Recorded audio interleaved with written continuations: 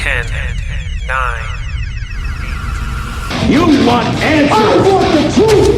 Get ready for two guys who can't handle the truth. I want the truth! You can't handle the truth! But we can. Dave Palumbo, Chris Aceto. RxMuscle.com presents Heavy Muscle Radio.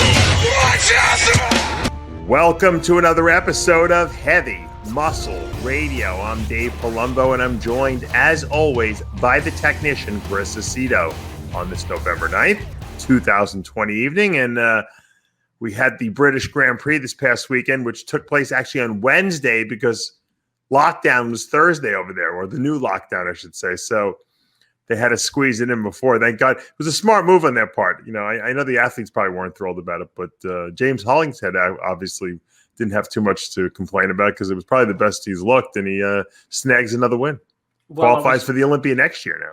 I was going to have John Romano reach out to the promoter and still have him scheduled for Saturday because John thought the coronavirus would go away after Tuesday. Would be canceled after that. Although Fauci is saying that it's almost now the vaccines are coming out now all of a sudden. But then you sent me that article actually that said that the vaccines are not going to work because they have like these mutated strains in like Denmark of COVID, right? They go from people to minks to people, and then they're going to the animals and coming back all mutated. Yeah. So who knows? Who knows? You and I predicted on this show that this thing wasn't going away for a long time. So yeah. We said that right in the beginning. We said there's no way this is going to be 6 weeks or 8 weeks. This is going to be a long haul. Well, we're just getting into it. Yeah. Right now. It's true. It's ramping up. So we had 132,000 people infected today. Yeah, I don't know if I remember when on this show when I said masks, Dave, and some moron said, "I'm a doctor and masks." Oh God, people are just so stupid. No, masks don't work. Then don't wear one. Yeah. I can't. Don't wear a condom when you go have sex with a prostitute too. Go ahead. Be my exactly. Be my guest. All right, let's take a look at Hollingshead here for a second. Well, that's not the picture I wanted. Now, I thought he looked significantly better here, Chris, at this British Grand Prix win than he did at the other win he had, which was Spain. Yeah, he was much which better. was where was that? Romania? Oh no, the Europa show, Spain. the Europa Spain show, right? Europa show. Now, I think he was supposed to come on the TV show and interview with me, which I hadn't never really sat down with a full length interview, and he was all excited, and then he decided not to come on, or he just started ignoring us. I even reached out to him myself, the lazy me, and he hasn't. So I don't know if he didn't like our critique of him the last show or something like that, but he certainly looked a lot better here. Yeah, no, he's fuller here. He's harder. It's not the light. He's better here. Yeah. For sure. The side chest there is hamstrings are tighter, more detail, and there's more detail everywhere. Shoulder, arm, pecs. Sometimes a lot of guys get better and better, the longer they diet too. People forget that, you think you're your best, and then you get, another 2 or 3 weeks under your belt to really get that graininess in. And a lot of times you can get better. And I think he got better. Yeah, here. No, I've already said he's better here. Right? Yeah, he's better. Now, this was a smart move. I'll tell you why it was a smart move on his part. I'm surprised more people didn't do it. Regan did it as well, too. But not only does James now go to the Olympia, but he's also going to the Olympia next year now. He's qualified. So if he wanted to take the whole year off, which he doesn't have to, obviously, but if he wanted to, he doesn't have to worry about it. Very, very smart move. Yeah, especially because no one's really. The lineup was weak. Aside from Regan and a couple of the other guys, it wasn't like a stacked lineup because I think a lot of guys are qualified for the Olympia, so you're not going to have Olympia guys in here. And then a lot of guys are just not competing because they don't have the money, or because the 2020 was just a tough year. So, he was already in shape. He figured, what the heck, let me jump in here and do this. Yeah, this would have been a good show for like a Ramy to come in and just walk through, even or a Rulli. I thought it was a pretty decent a good lineup. I thought people were in really good condition and guys were in good shape. Yeah. Yeah, and with regards to Ramiaroli, just the whole idea that you can get the Olympia qualification for next year. Get it out of the way. There's a lot of people, not a lot of people, but I mean, people could have technically on paper won that show outside of James. Yeah. So it's a great move on his part or anyone's part. It could have even had Akeem could have gone here and to qualify for next year very easily. I mean, not that he needed to, but he probably doesn't, travel well. You know what? If you're in shape, a lot of people don't travel well, but it's hard to get to the Olympia. Right. Yeah, that's a good point. That's a good point. And a lot of times it's hard in the sense that, you could go to a show and be in your all-time best and you're like generally deserve to be on the Olympia stage and someone shows up, a Ramiaroli shows up and you're like, okay, sure, I didn't get there for the show. Sometimes it's how you pick the shows. Well, Steve Kukla could have done this show. Yeah. Yeah, well, Steve, like I mean, Steve should be in the show anyway, the Olympia. No, I know, but I'm just giving you like a for instance. This would be a good. Well, I'm giving you. Imagine he shows up amazing. They should add top 5 from the Arnold. But right, but imagine he shows up amazing here and wins the show, and maybe he gets an invite to the Olympia because he's so good. That could have been a play also. He compares well to James, and James compares well to him. They're both very thick. Mm-hmm. Dense. Yeah, would have been a good show. The critiques on both of them is they don't have genetically deep separation, which may imply that the condition is not good, if that makes sense. You can have deep separation and not be super lean and look really cut. Right. This James reminds me of a Branch Warnish, right?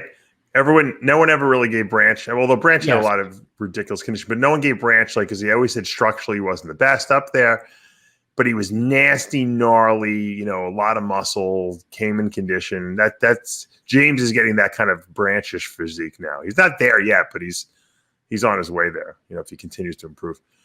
What'd you think of Regan Grimes? I thought he looked tighter, leaner, drier.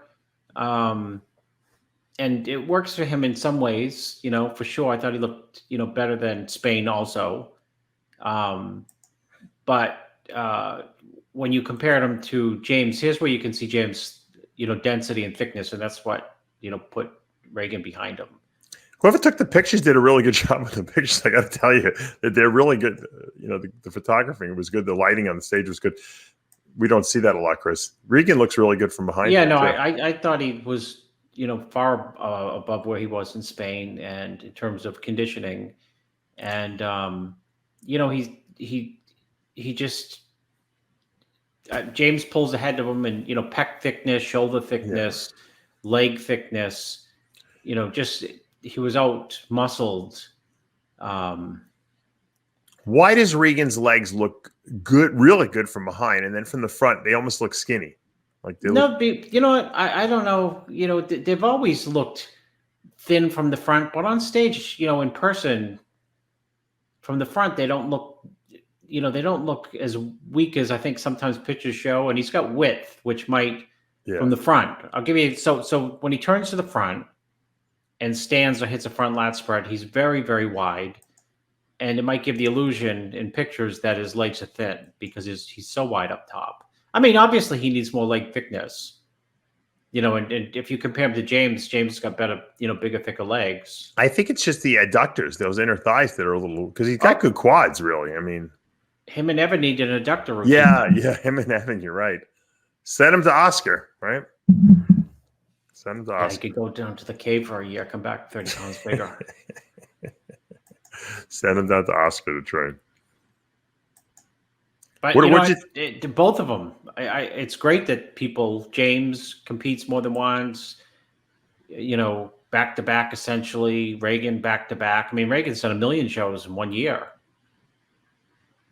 Yeah. So a lot of people say, "Oh, I'm shutting it down. I'm not competing." They not only are they competing, but they're traveling, especially Regan, far to compete. Yeah. What do you think about this guy, Marc Hector, took it third? I really didn't see him. He's like a Ron Love almost. It reminds me of Ron Love's physique. Very, very, very good physique. Right? Great taper, great quads, great hamstrings. Back thickness is probably what he's lacking right now. He's tall. Yeah. Very good, most muscular side, chest side, tricep, great midsection, great most muscular. Great muscle shots. I'm going to pull that one up because without a doubt, he could leapfrog into first place into some type of shows next year. I mean, a little more size, right? And he's super dangerous. This guy. It's size. I mean, he's not as wide as Regan. He's not as he's pretty wide, Chris, don't you think? Yeah. Well, he's wide for his waist, but in terms of a big guy, Regan's still a bigger guy. That's a great shot, though. Huh? That's a dominant shot. Yeah. Okay, so take that shot. So if people cry, like when I say, James doesn't have a lot of detail, that's what I mean. In comparison to some other people, that's detail right there. Right. That's really detail. A lot of it's genetic, of course, right? Some people, when you burn the fat down, you still don't have the crazy detail.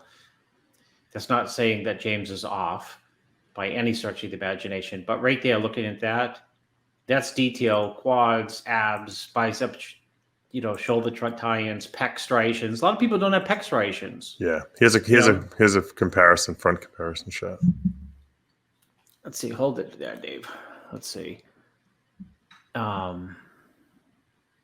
Yeah. I mean, Marc Hector opens up a lot in that shot. You know what I mean? He's got that's I mean, that's not James's best shot, but they all look good there. The kid on the right looks good, and both of them, which is the two people to the left of James, both look really good there. I mean, there was a lot of talent. You're right, and maybe we're going to see a lot of new guys that we hadn't really looked at. I mean, if you think about that lineup, it did showcase some new talent that we hadn't really seen, all year, and that's good because sometimes we see the same faces over and over, and it can get boring. I mean, I hate to say it, right? Well, I mean, we're looking for the new flavor of the month. Well, it's right? hard to get to that level, I mean, we see Marc Hector now, and of course, Regan's making a jump, James is making a jump, but what about Jamie Jahal, the giant? Oh. This guy's so dangerous, it's ridiculous. He emailed me before. He said, "Watch out for me." I've had communications with him. He's a nice guy, Big upper body. So much potential because he looked like an NBA player on the stage, but full. He actually looks big. He's big. He stand next to Regan. He makes him look like a kindergartner. Not in terms of muscle, but in height.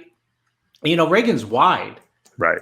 And this guy's like his width. I know. It's funny. You can't see it right there on the side chest. He just looks, oh yeah, this guy, he looks good. But if you stand him in the lineup next to anyone else, I mean, it's ridiculous how he's like Rolf Muller. Rolf Muller, you're right. I was trying to think who he reminded me of, and you're right, Rolf Muller. Rolf Muller. In terms of, he's just big, he's broad.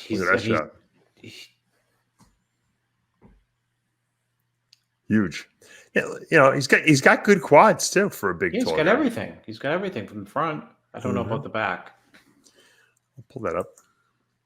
I'll pull that up for you, Mr. Aceto, the technician. And where did he land? Fourth? Fourth, yeah. I mean, that's a great. Yeah, the kid who got fifth was really good too. Yeah, it was a really good lineup. I have to say, and. There wasn't names in it, but everyone was in shape. So, I don't know how these guys would have done against the top, tier, but I think that, as far as bringing conditioning goes, I think that they did that job and, that makes a good show, like I said, you don't have to have every name person. Yeah. This guy looks like he's a little short. Theo Leggerie. You comparing him to the Jamie the Giant guy. Yeah. Well, I'm just saying he just appears short. I don't know. Nothing wrong with short. Could be an illusion. Branch Warren was short. Yeah, that's true. He looks good too. Cap delts, full pecs, good legs. Yeah. He's in good shape. Everyone was in shape in that top five, which is good, because you don't usually see that in a show. He didn't tan his feet. That's the first thing. I don't even my glasses on. I told you, I've said this before. It's funny, but the first show I did, I showed my dad the pictures of the show. It might have been the second. I didn't look terrible. It might have been either the first or second show. And he said I looked like it was in a minstrel show because I didn't tan my lips or something like that. They were too white or something like that. And my face was black. You know, the old minstrel shows, they would put like white people would put black makeup on. Yeah. Like to like face. Yeah, the black face. Yeah. Let me see. Ted Danson is the most famous black. That's your. I said to my dad. I said, "That's your only critique of what I did of my physique, right?" Oh, it was what he knew. He said, "You look. You got to tan your face." He's like, he was so critical all the time of pictures. My father. These photographers, they don't know how to take pictures. You know, he would critique the photographers. They don't know how to take pictures. These people. I said, "What do you mean they don't know how to take pictures? They don't understand lighting." You're probably right. Yeah, well, they're just taking snapshots. That's all. They're looking for muscle and detail. Yeah. Oh, look at this. There's the minstrel show. They used to put white lips on. I guess that's that's what my father told me. I look like I was in a minstrel show. Unbelievable. So, you know, congratulations, James. Good strategic move on his part. That I'll give him. Once again, like we said, I mean, he snagged another Olympia qualification. Who's better than him? It's very smart. Well, he's right there too. You know, he's in shape. He didn't have to travel. Yep. How many British guys do we know? I know. How come Nathan Diaz didn't do the show? I don't know. He was complaining he couldn't travel. Right? I had him on the show the other day. Did Samson Data was like 6th, yeah. Oh, I was going to say, did he even do it? How's that? I didn't even know who's in it. He looks good in the pictures. I don't know. I don't know why he didn't place as well. I haven't, you know.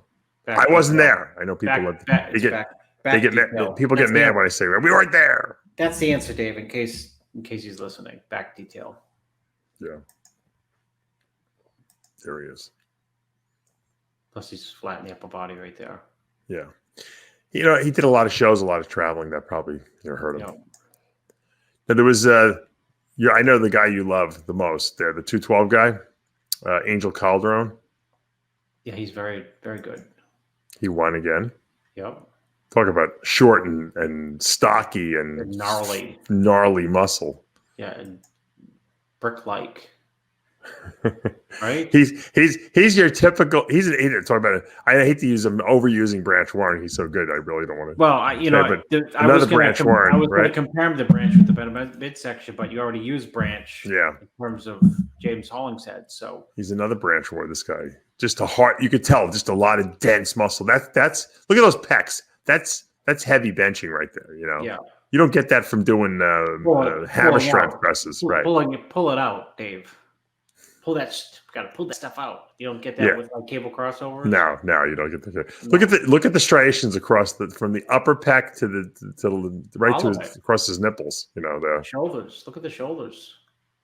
Dense quadricep development. You can tell he squats. You know, he just had it all. You know, you can't bluff through that. He was very overlooked at the Olympia last year. I thought so too. Were you there? No, I saw the pictures though. Well, I was there. You were there. In case someone says you weren't there. Right. If you weren't there, you don't know. That's right. Look at this back. Look at these gnarly glutes and hams and back shot. He's in tremendous condition. And he's been doing it, Chris, over and over again. Well, this is not the first. This is not his first show. You know, this is he's. How many shows did he do this year already? I mean, well, he's won this one and the last one. I think he did 3 shows, didn't he? One. Oh, did he win 3? I thought he did another show too. No idea. He's impressive. And he's coming from. He's not around the corner. He's in. What is he from? Mexico. He's from Spain, I believe. Oh, he is. Shut up, Dave. Oh, you're right. He's Spanish. You're right. Look at the scorecards here. You're probably confusing his hard, dense, crazy muscle with the guy who got from Mexico, who got 3rd at the Chicago Pro that was in Atlanta. Yes, yeah. Right. That guy, it was so stressful. Shawn Ray had to hate everyone because they changed venues. We'll get to that, Dave. We'll get to Shawn in a minute. It's funny. I reached out to Shawn from the come on the TV show. My hate for Shawn is getting ahead of itself. But go ahead. Oh, you reached out to Shawn. What did Shawn have to say? Let's finish doing the show first. Post the text messages. Then we'll go back over that. Classic physique. I had never heard of this guy, Karali. Yeah. Karali Laszlo. Yeah. Did you know him at all? No, I do now. Going to the Olympia next year. Yeah, I mean he's pretty good. I mean I don't know what's your assessment. I'll pull him up on the screen here for you.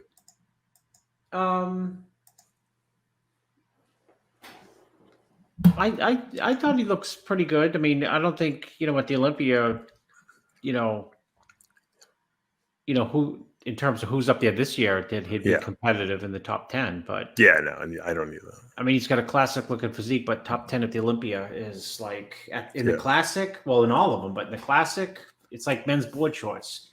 The top 40 guys in the phenomenal. Classic is phenomenal. Yeah, I mean, there's just so much depth to both the classic division and the men's physique. I actually, I got to tell you, I was looking at the pictures. I really like the guy who came in second, Mike Summerfield. Yeah, you know who he is? Yeah, it wasn't. I don't think tight enough. I think that was the knock. He's pretty amazing. Yeah, look at those quads and everything.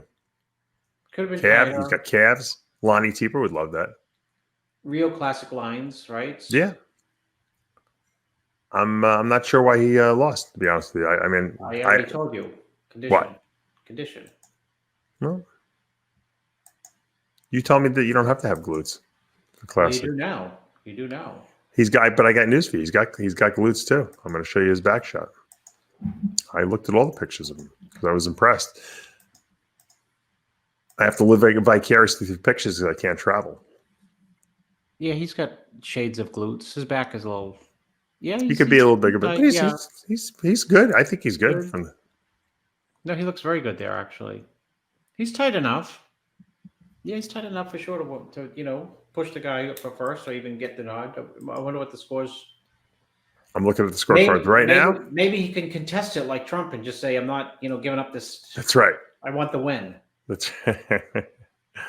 Dave I was good enough to win. Yeah, so did my friends. Mike Summerfield's from actually Germany, and Karali Laszlo, who won, was from Hungary.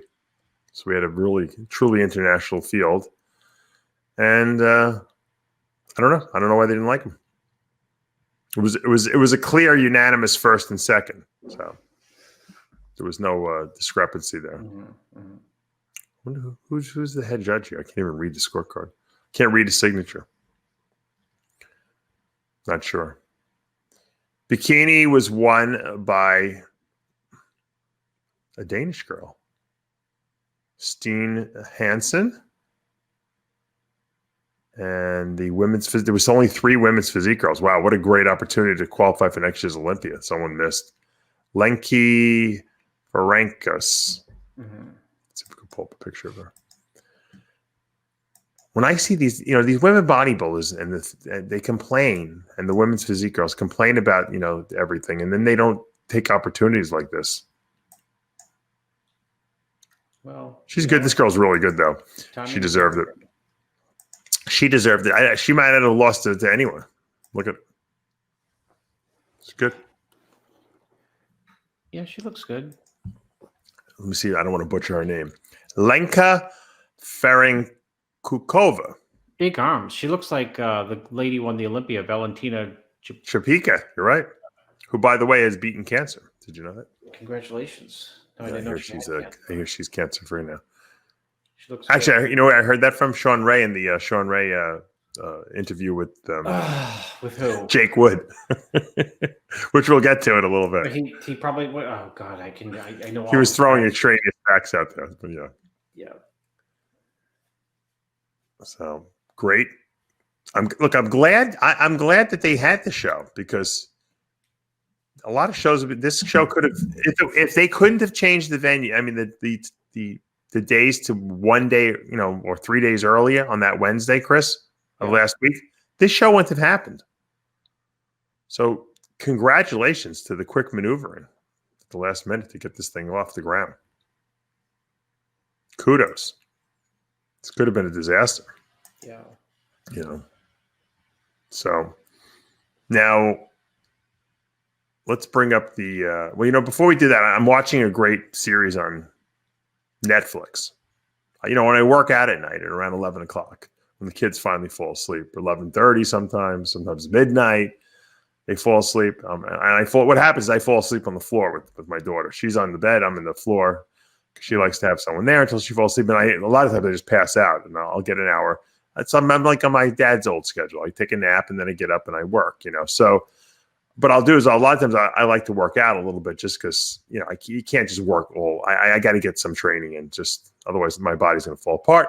So I go train and I put my Apple AirPods on, not these, the AirPods that have no wires on them. And I hook it up to my Apple TV box. I'm very high tech. And I watch, different Netflix series I've been telling you about. I've been watching all these ones about going to Mars and space, but I watched all of them already. So now I have nothing left. So I was scrolling through and I see Queen's Gambit, it's called. Now, the Queen's Gambit is a chess opening. I think I've told you that when I was a kid, my dad taught me how to play chess when I was 4 years old. And because he was big into chess. That's when Bobby Fischer was winning, championships. My dad got into it and was playing, and he was good. So he taught me how to play. And so the Queen's Gambit is one of the openings, chess openings. So they named it that. But it's a fictional thing about this female who grew up in an orphanage, and she just had a knack. The janitor used to play chess, and she used to watch, and she had a knack for it, and she becomes she's like a prodigy. It's an excellent series. Now, I started watching it probably up to halfway through it. So, I watch a little bit every night. I can't watch. Sometimes I can't even watch a whole episode because I don't have that much time. I saw John Hansen, who's, a big, TV film buff and everything like that. And he wrote on his Facebook, he's watched the series twice. That's how good it was. So to give you an idea, it's hard to watch something twice when you've just seen it. Something has to be really that good. I don't know if I would watch it twice, but I'm enjoying it and I'm taking my time watching it. And it's bringing back flashes of my what could have been. I could have been a child prodigy in chess. I wouldn't have been a good chess player because I didn't have a photographic memory. You have to really, if you have a photographic memory, you're much better. Mm-hmm. I had the good strategy though. It's a great game. Yeah. You really get into it too. Yeah, I used to play chess a lot with my oldest son. Oh, you did? Yeah, when he was like 7 and 8. But the kids, kids outgrow it. I got outgrew it too. Well, I think after that, like video games came out. They went from chess to video games. That was it. Chess is a great game because the nuances of the game are amazing. And the great thing about chess is that, and a lot of people who really get into it, it's because you can control the chess universe. There's only so many squares on the board.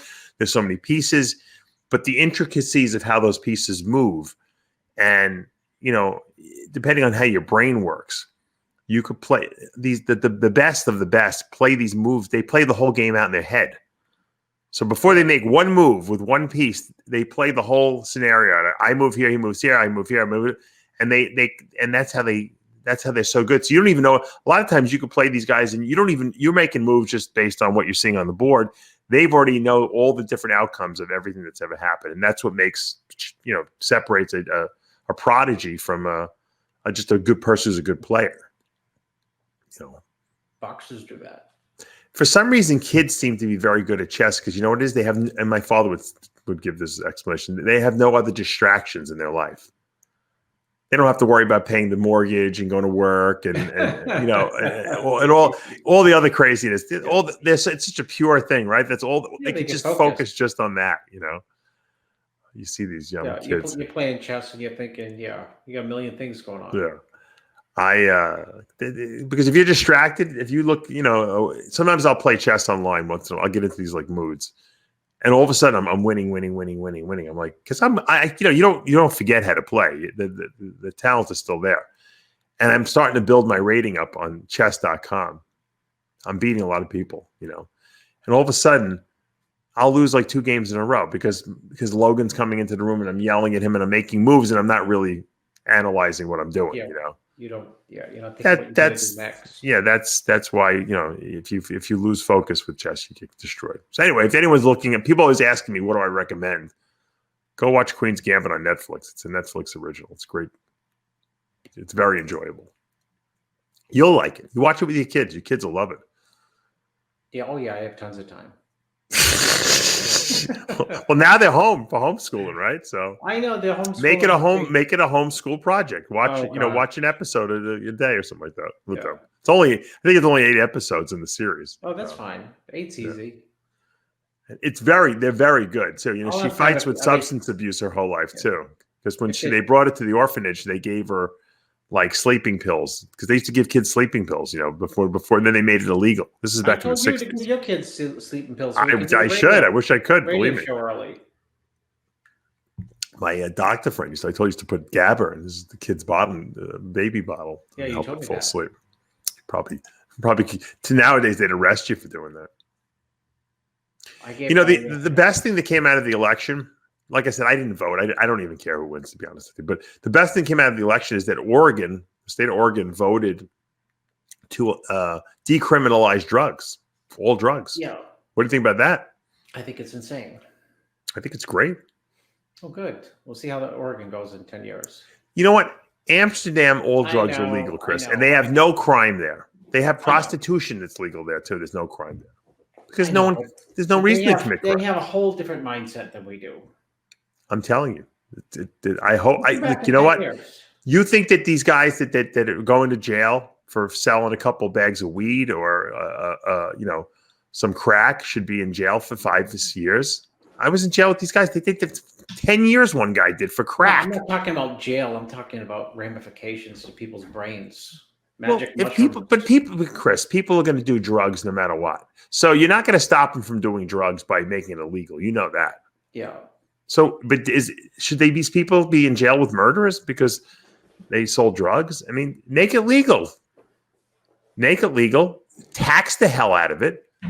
Look, I took a different approach. I did a rant on it. I didn't really approach it from the aspect of cocaine and heroin. I looked at it from a bodybuilding standpoint. If bodybuilders live in Oregon now and they get caught, in their car with a stash of Dianabol and testosterone, the maximum fine they can receive from it is $100. It's a misdemeanor. If I'm a bodybuilder in today's, I'm moving to Oregon, or at least I'm hoping that they're going to decriminalize the drugs in the other states, because you know what? I don't want to be a criminal for doing what I know I have to do to be the best in the sport of bodybuilding. I'm going to go live in a place where I'm not going to have to worry about it. Now, before Romano's, answer to that question would have been moved to Mexico, but I don't want to go to Mexico. Now you can stay in Oregon and not have to worry about it. I think it's a great first move. I hope the other state, I bet you Colorado follows next, and who knows who will be after that. Jersey decriminalized marijuana. You saw that? Yeah, I saw that. That's amazing. Would you like heroin decriminalized in your neighborhood? Yeah. Your town? Yeah, because I don't want drug dealers selling it on the street corner. Yeah. You'd rather have people go inside their little shop and buy heroin. Well, I mean, I think heroin's a little extreme, but I know, you know what I mean? I don't think that that's how you measure things a lot of times, is you go to the extreme. Right, but you know what? Guys are using what people do is they go to the extreme. Right, but so, they're going to do. You have to consider, when your son's 16, 13, he's not going to be in your house, and you're not going to know where he is all the time. Right. And do you want to have superbly easy access to? Yes, drugs are easy to get everywhere. Oh, they're so easy. My friend Cole, may he rest in peace, died of a heroin overdose because he used a bag of heroin that was laced with fentanyl. What is it called? Not fentanyl. What's that other drug that they're lacing all the heroin with? Fentanyl. Fentanyl. Sorry, thank you. Fentanyl. Fentanyl was the diet drug. Yeah, I'm confused. But the point is that had he was going to use it anyway, he had access. This kid could find anything. All right, it's out there. If you could have walked into a pharmacy or whatever, or I don't know how they can even administer. I don't know. I don't think heroin's going to be available in a pharmacy anytime soon. But if a comparable thing, if you want to walk into a pharmacy, you can buy a prescription of pain med. that's a lot safer than, say, using street drugs. So I don't know what the answer is, Chris. Education obviously is the answer, but I don't think people should be going to jail for steroids and marijuana. And people looking to get high usually aren't inquisitive about the educational issues. True, but I also don't think these guys should be in jail. They should be in rehab. They should, and I know it's No, I agree with you. It's a weird subject, and it's tough. When people become addicts, I don't think it's a good idea to take a drug addict because he's addicted and say you are now a criminal. Right. But the whole idea of decriminalizing or making it easier for people to have access to like opioids, because that would have to fall in there. I don't know if the law doesn't say we're going to sell it on the street corner. They say that, first of all, mushrooms, I think they're going to be able to sell like medicinally to use for people who are, and that's good because some of them have been shown to really help people with addictions, post-traumatic stress. Marijuana obviously has a lot of medicinal uses. Well, the people wouldn't have the addictions if they had the educational component. Yeah, that's great in an ideological world. We live in a stressful world. People can't deal with stress, so they take drugs, and they mask pain, and we know how all that goes. But I don't think that they should be considered criminals. So I'm happy that we're moving in that direction. Also, you know what? It's going to reduce all the people in jail. It's going to. If they decriminalize it, I think I made a mistake. If they decriminalize it, I'm for that to some degree, right? But not decriminalizing selling, right? I mean, no, I'm sure if you're a dealer dealing in tons of cocaine, you're gonna, that's still a problem. But I don't know, maybe not. I don't. Just the idea of legalizing heroin and pain meds, I have a problem with. Yeah. It's just you're not going to go to jail for 10 years for having a bag of crack on you. And we'll see how it works. Look, it's a nice little microcosmic experiment because we'll see how it works out in Oregon. If the crime rate goes down, and they have now, they're going to tax, whatever, the sale of cannabis and of, psilocybin, which is the mushrooms. We'll see what happens. Look, Amin Ali does these ibogaine treatments on people, which is also like an hallucinogenic. And he's been resetting people's, brains, and they've been getting over addiction. Chris Bell, who did Bigger, Stronger, Faster, the movie, he was on. He did a video with Amin. I had him on the TV show. He said he was fighting addiction his whole life. His brother died of overdose, and he said he was cured from the ibogaine. So, and he's a big advocate of it now. Big Lenny, Big Lenny. Mm-hmm. Big Lenny just went down there. I'm having him on the TV show with Amin this coming week, and he had an ibogaine reset. I can only imagine what the story is, but Big Lenny had sex addictions. I don't even know what ibogaine reset is. Ibogaine is like almost like ayahuasca. It's like it puts you on like kind of a spiritual journey. It's a hallucinogenic, but it somehow. And no, I don't think anyone really knows how it works physiologically speaking. It resets the brain. It's like hitting a reset on your brain. And for some reason, after these people go through like I think it's like 3 days or something like that of using this stuff, it's different for each person. It's like a journey they're on, like a spiritual journey almost. And it purges their brain of it and their soul, if you want to say, of whatever has been blocking them up and causing them to have these addictive urges. And people just say they don't feel like using drugs after that anymore. It goes away. And there's been a lot of success with it. I know Amin has had a lot of success with, and I've had a lot of the people he's worked with on my TV show, and they said it was like amazing. The journey when you take the ibogaine sounds a lot like the ayahuasca, because I had done ayahuasca. I told you once or twice, 2 times. Yeah, 2 times I did it, and I don't want to ever do it again. I don't need it to. But it was a definite journey. It was not like you go out partying to a club. It was like an introspective journey. And so it's a lot of people that need help. And I think that these drugs have medicinal uses. I mean, they use them in primitive cultures, to do this stuff, and they've done it for thousands of years. we're behind the times because everything is so, we're such a puritanical society, right? Everything has to be done by the book of what's proper and what's not. I don't think, right? Are we? I don't think we're puritanical anymore. I don't know. I think we are still. We still have that puritanical ideal, maybe ideology. Maybe I think in our society. The ideal, but not in reality. I think we're uptight. Don't you think we're uptight? Look at us compared to Europe. Europeans walk around naked; they don't care. It doesn't matter. We're so uptight about everything here in this country. We can't walk around naked. We can't wear a mask, but we can't put on a mask. So, did you see what? That's how you know it's a politicized issue, the mask, when you don't talk about it. We can't wear masks. It's the truth. We had 132,000 people, Dave, today with coronavirus, and people still like, I'm not wearing a mask. I wear a mask when I go out, okay? Because out of respect for the other people and out of respect, for my family, because I don't want to, bring home anything. And I don't know if it's working or not, but it can't hurt. So I have to take trying to draw the line and say, Dave, you're a smart guy. Can it help or not help? It's got to help. It can't hurt. That's what I said. So I know. Well, there's a difference between it helps and it doesn't hurt. I think what it is, Chris, though, and this is what my true belief is that people don't. It's a control thing. It's like people don't want to be told what to do. It's like how kids are like rebellious. You tell them don't do this, they go and do it.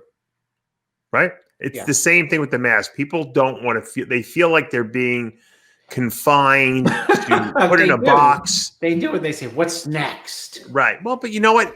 There is a level of that, like we're being manipulated, and you can conspiratorial, nut job. You can see, but no, that you could certainly. It has the feel of being controlled, but we know there's a virus out there. Whether someone released it purposely or not, there is a virus out there that is very catchy.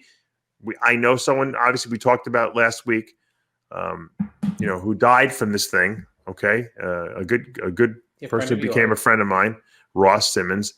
And there's many other people out there that are dying from this virus. So it's real. You can say it's not real or not if you want, but it's real. Not everyone is dying from it, obviously. Some people are just getting it, but there are long-term ramifications we're finding out with clotting issues and down the road. So it's not worth taking a chance of not wearing a mask at this point. Will this thing ever be eradicated? I don't know, Chris. I really don't know. I don't think these vaccines are going to really work. Yeah. Someone was worrying. One of our viewers, actually fans of the show, he's like, I'm a fan of the show. I heard in New York, and I don't know if this is true or not, that they're going to make it mandatory to have to get the vaccine. Have you heard anything about that? No. Would you take the vaccine when they have the vaccine? I would take Fauci's vaccine, but not Trump's vaccine. No. So you would take the vaccine? I would take the vaccine. I take a flu vaccine every year. Have you ever had the flu? Like serious flu? Not for I had it in 96. Very long time. I had it in 96. Yeah. So aggressive. I've never missed. I never took a flu shot until 96, and I've never had the flu since 96. But would I? Yeah, absolutely. Okay. I would take it. I don't know if I'd be first in line, though. Well, someone's got to be first in line, right? So I guess the healthcare workers. I'd say, give it to Dave and his family, and if they do okay, then maybe. Let's say you worked in a hospital and they said you have to take the vaccine or you can't come back to work. Would you take it? Well, they do that in schools. But I'm saying, we're talking about the first people to take the stuff. So it comes out tomorrow, Chris. You're working this hospital here. You got to take this vaccine or you can't come back to work. Untested. If my job depended on it. Yeah. It did. It's a tough decision. No, it's not that tough. I'm not afraid of vaccines. It's just this vaccine is. This vaccine hasn't really been tested like most are. That's right. It's like warp speed, right? Well, that's what they're pushing it right through really fast. And I don't know if they're doing that because people are dying and they want to get society back online, or because there's another agenda. We don't know, obviously. Well, the agenda is just someone's. I mean, there could always be an agenda with the internet. Someone's just conspiratorial. Sure. it's not a conspiracy that there's a virus out there and people are dying and hospitals are filled everywhere in the country. Yeah. Those are just. Well, that's why I said you can go to the hospital in my small town and see it's pretty full. It doesn't matter if someone released the virus or not. That's what I'm saying. There is a virus out there that you have to protect yourself against. You know. Well, and wearing a mask is, how did you put it? Helpful. Yeah, I think it's a sign of respect too, just for your other fellow Americans.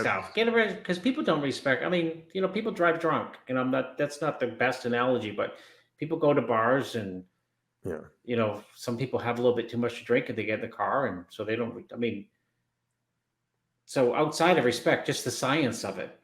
Yeah. Is it helpful? Does it work? Does it take less virus and create less virus floating around in the air by wearing a mask? Probably a little bit. Look, it's definitely helping. It's not hurting. It's definitely helping. So you might as well wear it. Just only kind of like probably sort of. Then why even wear it?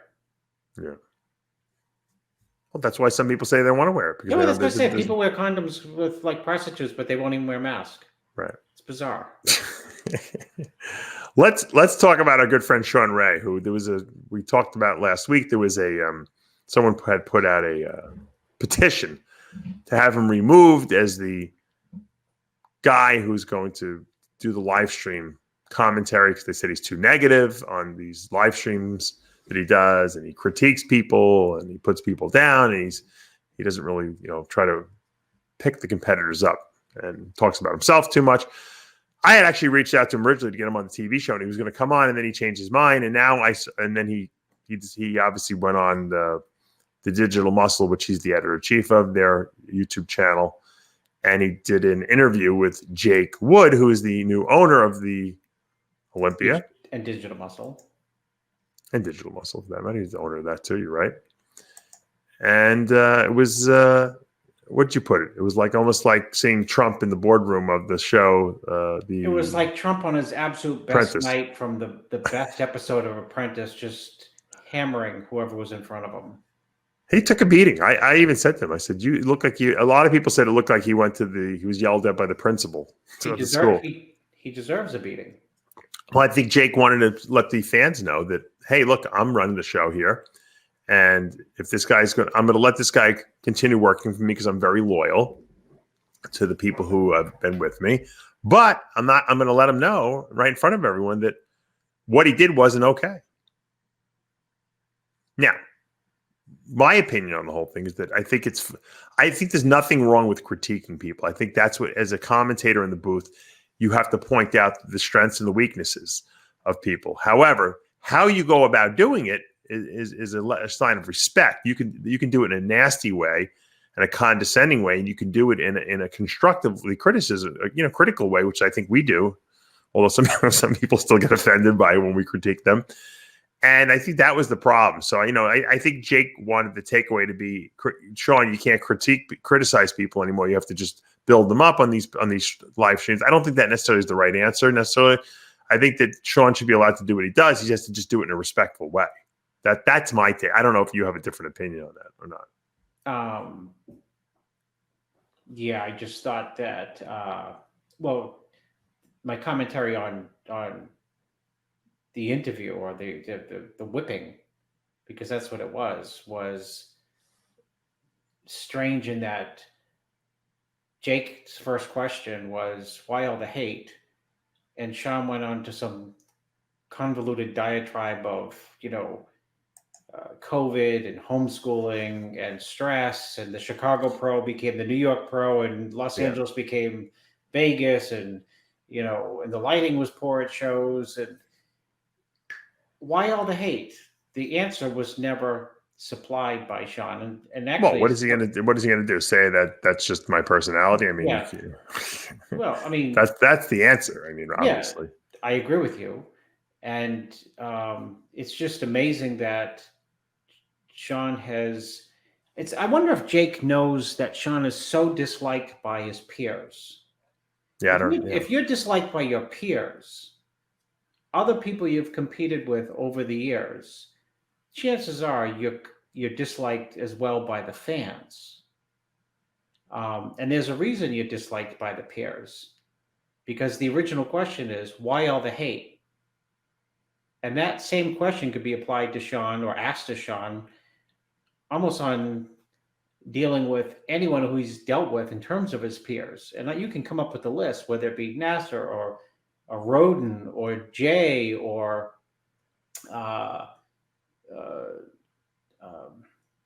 Dorian, or the list is Flex Wheeler, Chris Cormier.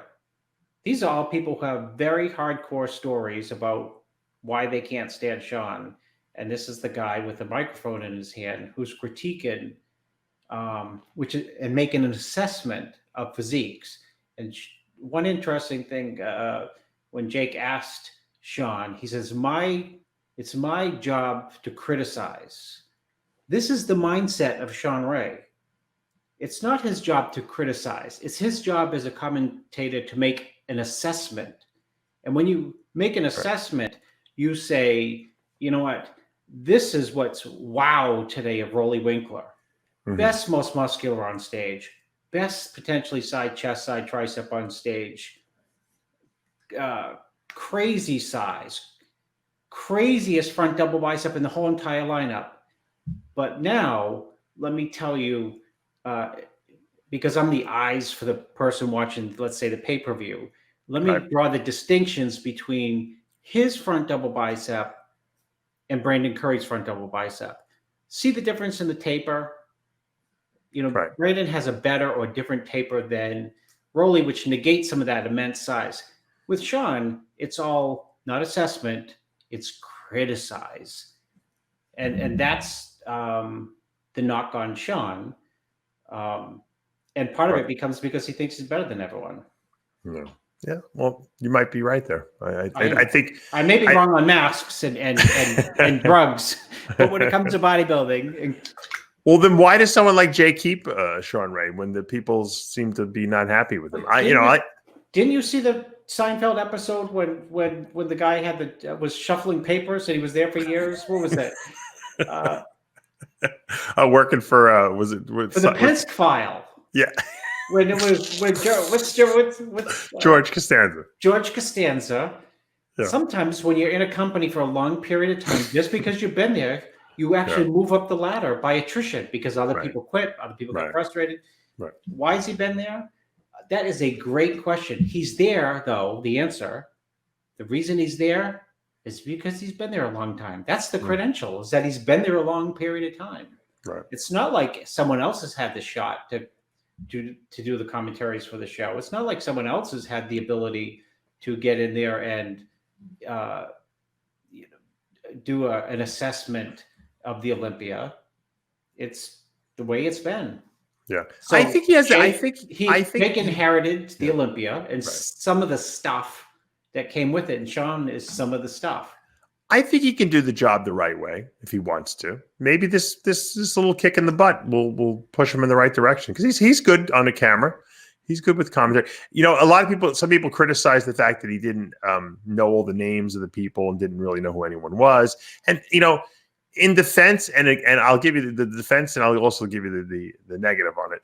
The defense is that there are a lot of new guys, constantly popping up. But if you're going to do a live stream of a show and you have the competitor list ahead of time, and you're at the show, you do what Lonnie Tieper used to do and see one stream. You give out a bio sheet to every competitor, and when they check in, and you have them fill it out right there, and you take the bio sheet as the MC or as the commentator on the live stream, and now you have a bio sheet with all the information you could possibly want about the person, what shows they competed at, where they turned pro, what shows they've won, and now you have some information at your beck and call. That's called doing your homework before, rather than just winging it, at the last minute.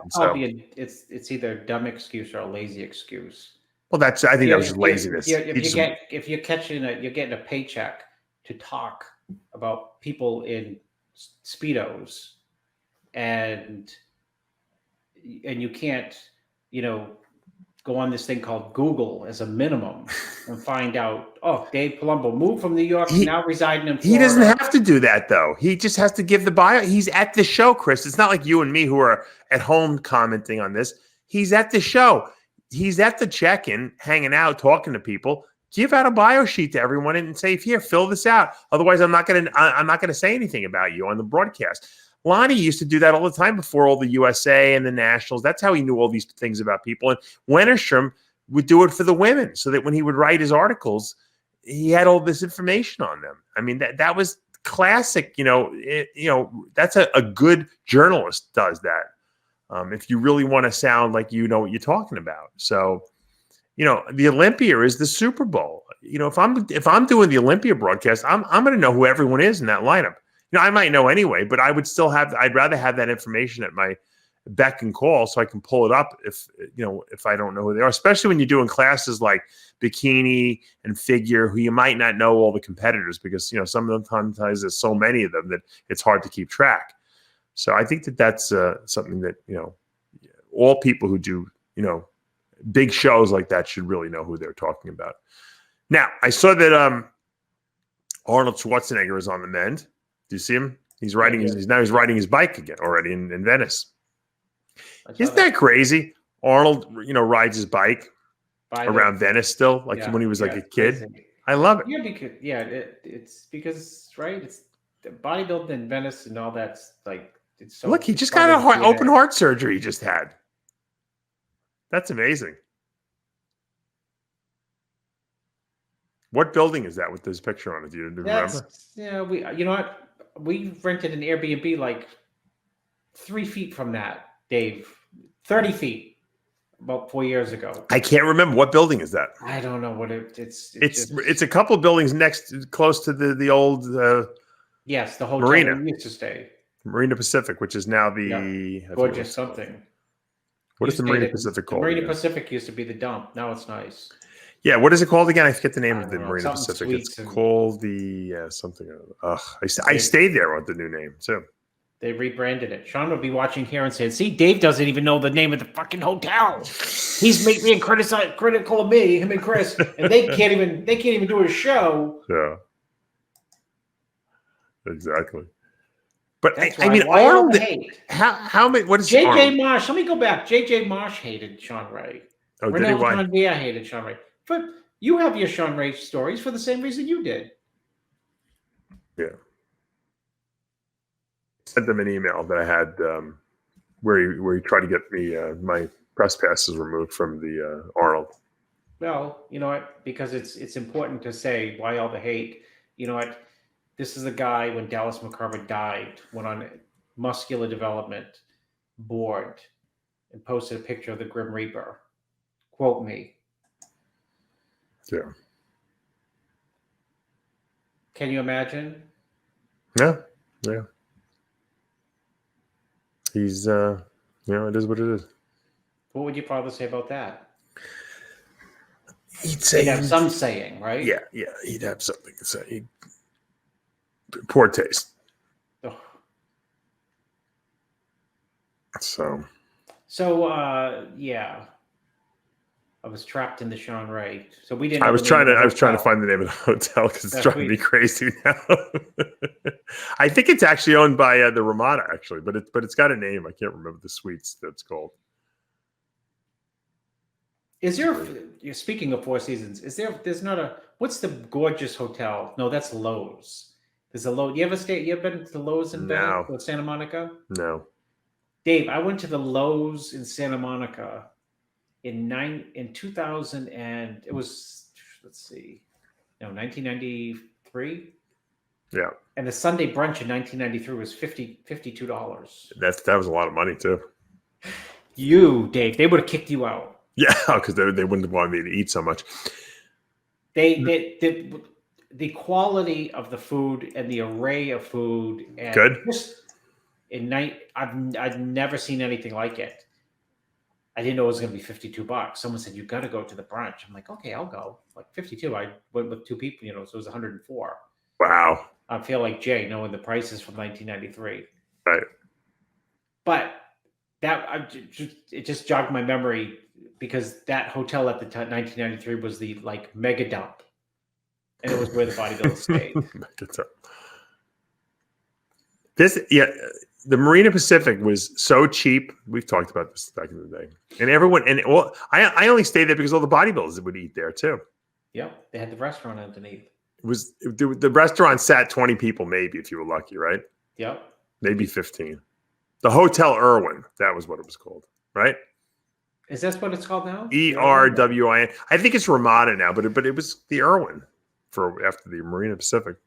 Yeah, it's been upgraded. I mean, it's nice now. Now it's beautiful, nice. And look, the location is so amazing because it's right there you literally walk out the back door and you're on the boardwalk, and it was literally like 2 blocks from Ed Connor's house, where the old house. Now, what I liked about where I've also stayed is Chris Minnis used to work at the Venice Suites. Okay, the Venice Suites, and I've talked about this with you before. The Venice Suites is maybe a block down the road from the old Marina Pacific, and it's literally you walk out it looks like a hostel you're in. The rooms don't even have air conditioning in them; they have a fan. Like a little fan you set up. Yeah. The beds are like something I slept in when I was like 8 years old. They're you don't hang out in the room, obviously. They're little quaint little things. It's like a little bungalow almost. And you literally, if you've seen these movies back in the 80s where you kind of just walk out the door and you're literally in the middle of the Venice boardwalk. I mean, it's like in the chaos of the boardwalk. That's how it's right there. It's like right next to the tattoo shops and everything like that. And I've stayed there a couple times too, because Chris Minnis had a good hookup for me there, because that's how I met him. Actually, he used to work there, and then he gave me the hookup, and he would get me like half price rooms there. What would the rate be? I think I was paying like $89 a night, and it used to be, I think it was usually like $180 or something like that. We used to have a hookup at a place, I think it was called Santa Monica something Suites. It was like apartments. Oh, that's nice too. $39 a night. Well, that's the Venice. Yeah, the Venice, the Marina Pacific was $39, but this is I'm talking about. This is in like 2011. I'm talking about. Mm-hmm. I was staying at the Venice Suites, but the Santa Monica one was I know that too, but that was further away. You had to get in a car to go there. Mm-hmm. You could walk from the Venice Suites to everywhere, if you wanted to. It's really nice. Yeah. And when you're staying in Venice, you want to be on the boardwalk, even though Gold's Gym is the place to be, and it's only down. It's not that far. The boardwalk is way more, to me, bodybuilder-ish, feeling. Yeah, it's like New York City used to have that. Remember the Village? It's like that Village feeling to it. Maybe now on the boardwalk, it's like every store is a marijuana store, right? You can buy like pot brownies and cookies, and it's like everyone's smoking dope there. They were smoking it anyway. Now you can legally walk into a store and buy it over there. Well, I would rather have people eat it than smoke. I've been into a couple hotels lately. It's like, oh my gosh. Yeah, but eating it supposedly hits you the different, supposedly. Yeah, I'm sure, right? It must be eating's less quick delivery, probably. Yeah, but I think it hits you a lot harder from what people tell me. Mm-hmm. Anyways, I was in my friend's hotel, a high-end hotel, and he went nuts recently because he thought everyone in the building was smoking pot. His manager told him it's like one room, on the second floor, but it's going up to the third, to the fourth. It's an older hotel, Right. Sure. It's going through the ventilation system up to the seventh. God. Did you see the latest pictures of Rolly Winkler? No, I did not. He posted a picture of his Instagram. I saw it the other day. Freak. Look at that picture. Doesn't even look like him. He's a weird dark horse, Dave, because God, that's a big arm. He might have the best arms of all. Like I thought Ronnie Coleman had the best arms, but Ronnie didn't have good triceps. Rolly's got the biceps and the triceps. When Rolly beat Dexter at some show after maybe it was like 3 years ago. I think it was after the Arnold or something. I forget where. What? Maybe it was. I don't know. He really put it together in a way in which if he could repeat that, win the show. There is the quote. He could, if he really put it together, he could win the show. I'm trying to figure out what show, Dave, that was, because Steve Weinberger judged it. I don't know. I think he might have done a little commentary on it, but it was a show in which Dexter looked like off the chain. Might have been 3 years. Did Shawn Ray say his arms were too big for his head? I don't know if Shawn's had any run-ins with Rolly, but we know Dexter can't stand Shawn Ray. Well, Dexter may still think he's a good commentator. Who knows? But I highly doubt it. I'd love to hear Dexter's perspective. Yeah, me too. It's interesting that Ruli Winkler posted on this post. Said, my coach Ahmed Oscar thinks my arms look bigger than my legs, which is funny. And then Rodin writes, "I see you, big bruh." And then Dexter writes, "Damn." So that's pretty good. Getting a comment from Dexter out of that, right? Yeah, but that means Dexter's probably in crazy shape if Dexter's writing down. It's like good. We'll see you soon. Jay even put a thing up there. I don't know what he wrote. They put like 3 Olympia cups up there. I don't know. Maybe he's just showing his support.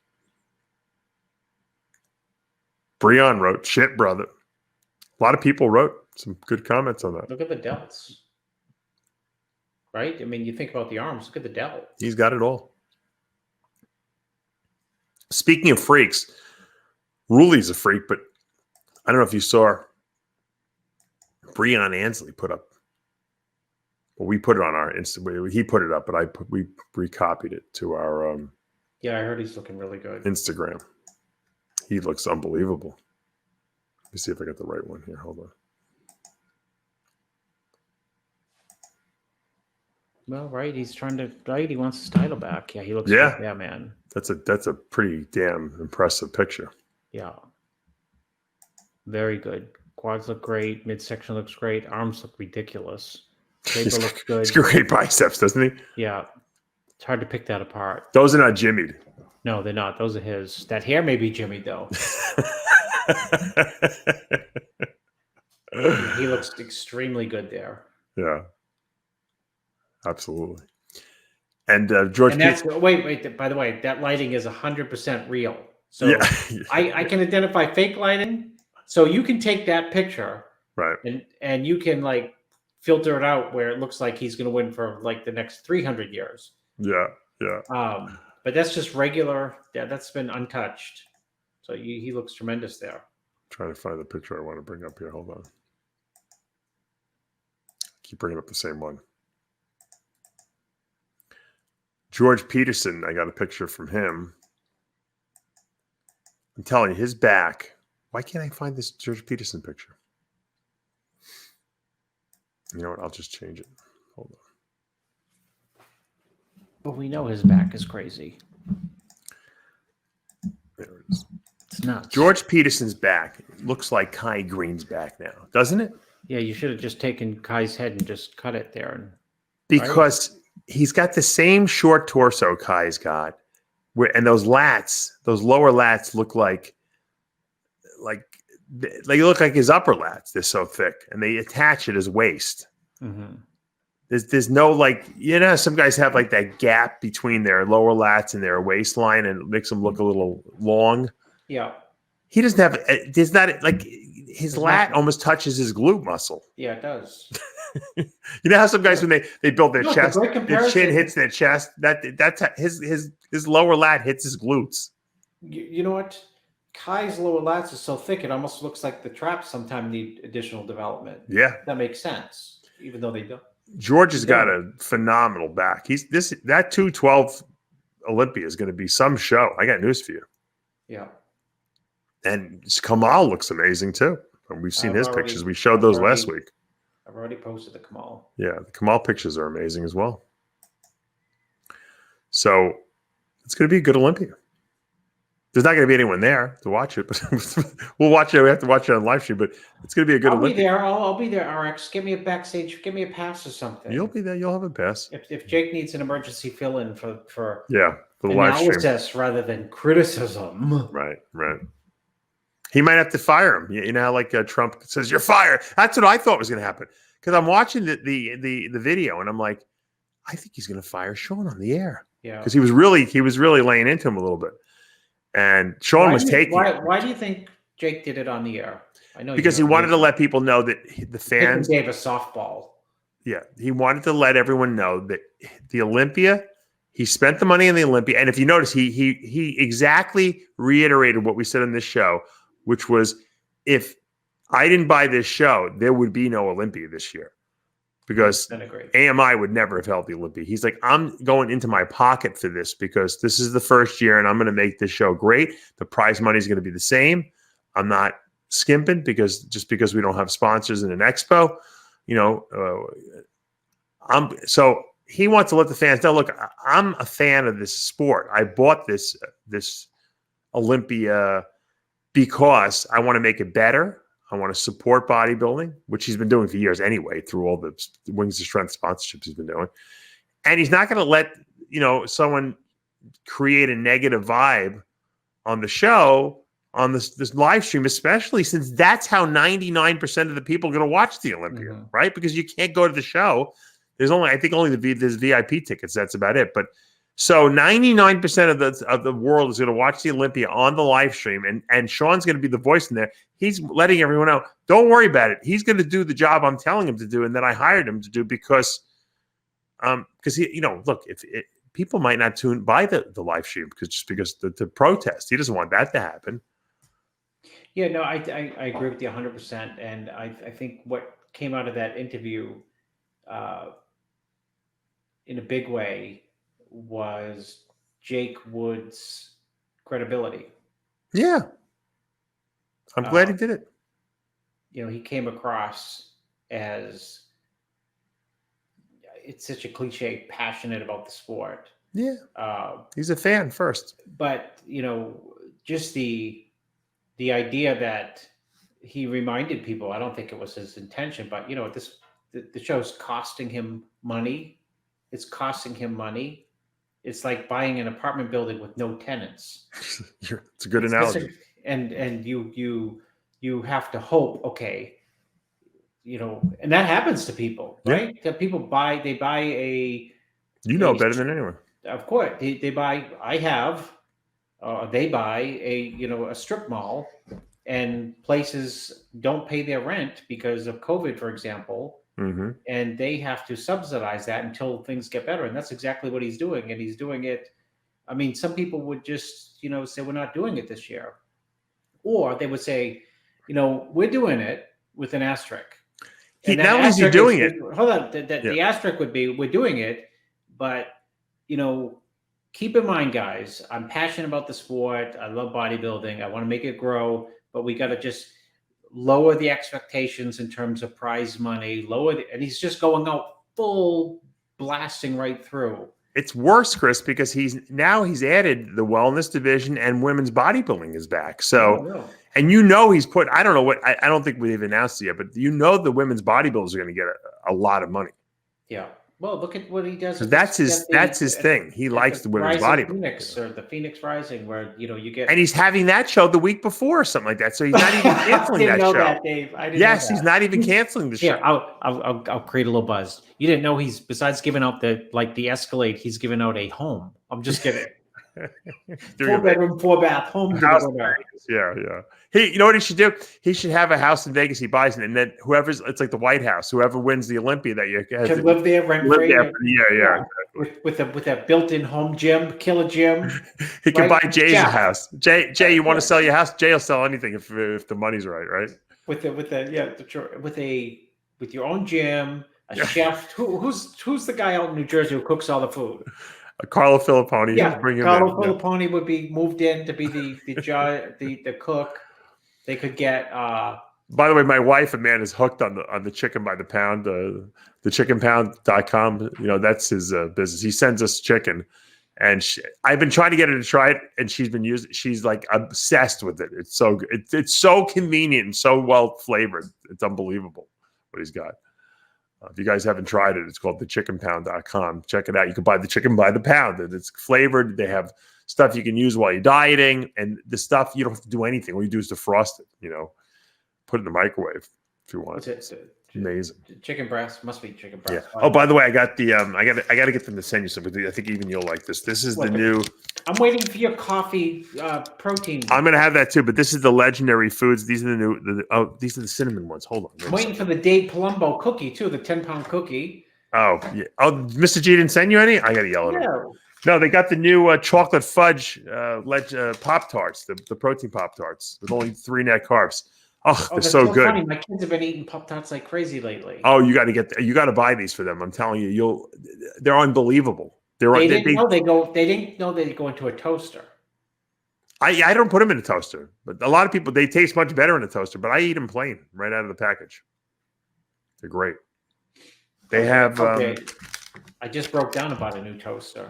9 grams of protein, less than 3 net carbs. These are the cinnamon ones, but the chocolate fudge ones that they just came out with are unreal. They have a strawberry one too, which is really good. I like them all, to be honest with you. And it's funny because I know diabetics who use these, and their blood sugar does not budge. It's really amazing. Yeah, there really is. They're really 3 net carbs. They're crazy, phenomenal. Remember, this is the guy who made the original Quest bars. This is his new company. So it's so funny. Somebody was just talking, some celebrity or politician, about how many Quest bars they're eating a day.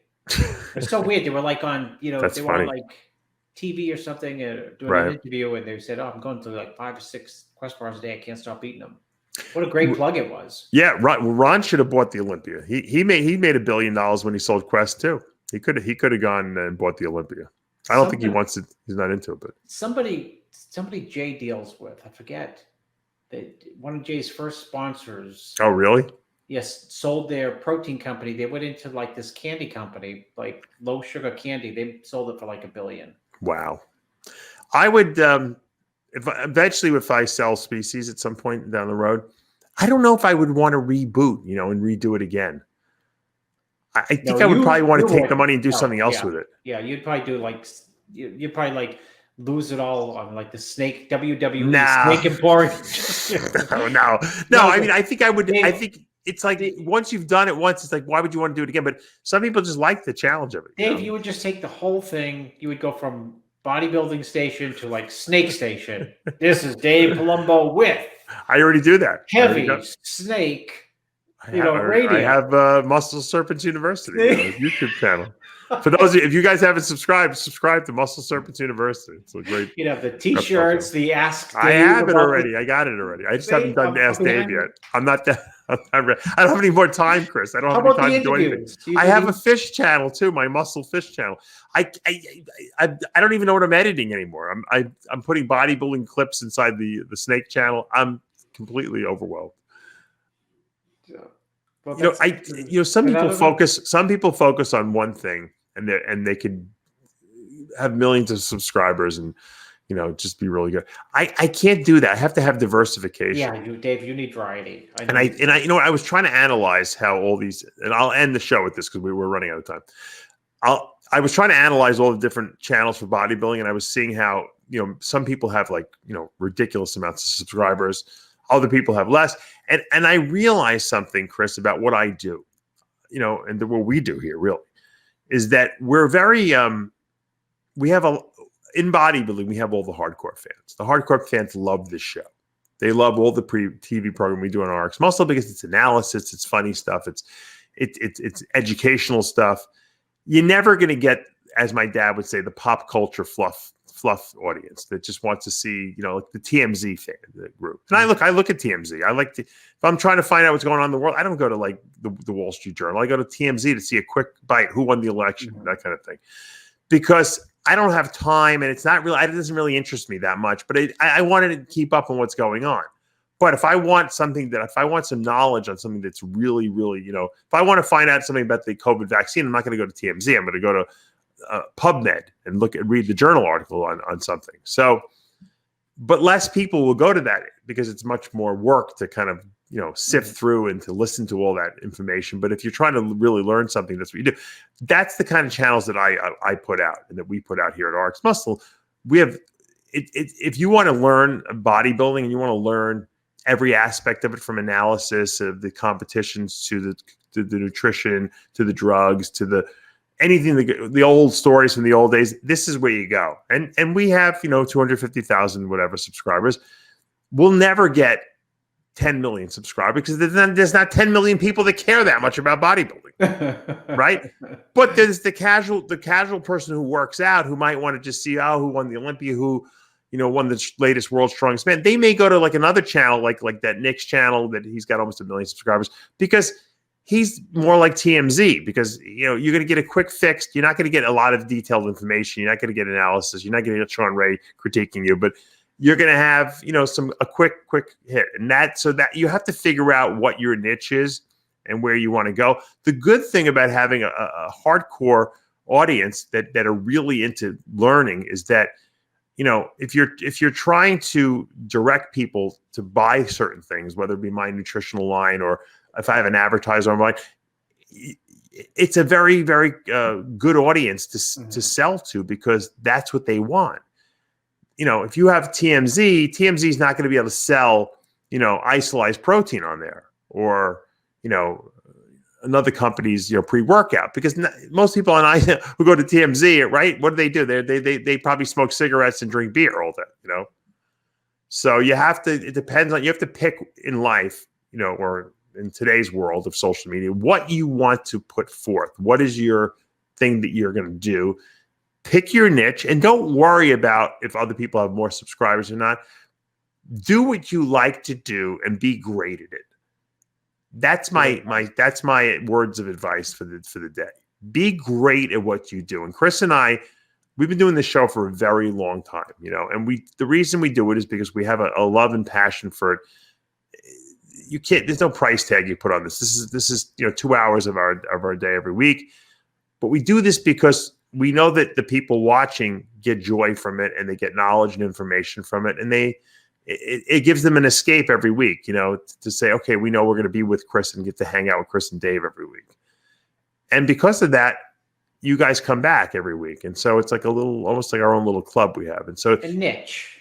And everyone's got to find their own little place in life and what they're good at, what they like to do. And don't worry about, because sometimes it drives me crazy. I'm like, well, should we have more subscribers? Should we do that? I never think I'm doing enough. You know me, I'm an overachiever. Yeah, of course. But then I take a step back and I start saying, you know what?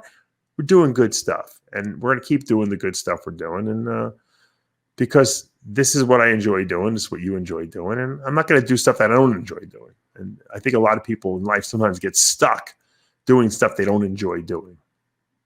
Yeah, they get stuck doing stuff that they don't enjoy doing, and then you end up doing stuff for the wrong reasons. Yep. And then you're miserable. You gotta enjoy what you were doing, and and if you can't enjoy what you're doing, and you're doing something pretty darn good, whatever you're doing, sometimes you got to look at the downside and think like, God, I could be doing this. Right. I could be cleaning garbage disposals for someone. And I've gotten to a point, and I think you can relate to this too, in life where I say to myself, sometimes you say to yourself, you know what? If I didn't have 3 kids, would I have more time to apply to what I'm doing now and be better at it? And then I say, you know what? Right? But then I say to myself, you wouldn't. No, I wouldn't. But yeah, I would waste my time doing something else. I said, but who am I going to leave my legacy to? Now I have something to work even harder for because I want them to have the ability to take the fruits of my labor and do whatever they want to do because I can afford them the opportunities maybe that I didn't have or you didn't have when you were a kid. And so now that even inspires me to work harder because I'm like, now there's a reason for doing it. Otherwise, because we could be doing what we're doing. If we didn't have any kids, we might at some point say, you know what? All right, enough is enough. What are we doing this for? So everything you do in life, don't think like that anything's holding you back or anything like that. Or, everything that happens in your life is there for a reason. Just, you got to find meaning in it. That's really what it amounts to. I couldn't agree more. And on those very wise words from Chris Aceto, Dave Palumbo, hopefully you guys are very inspired now.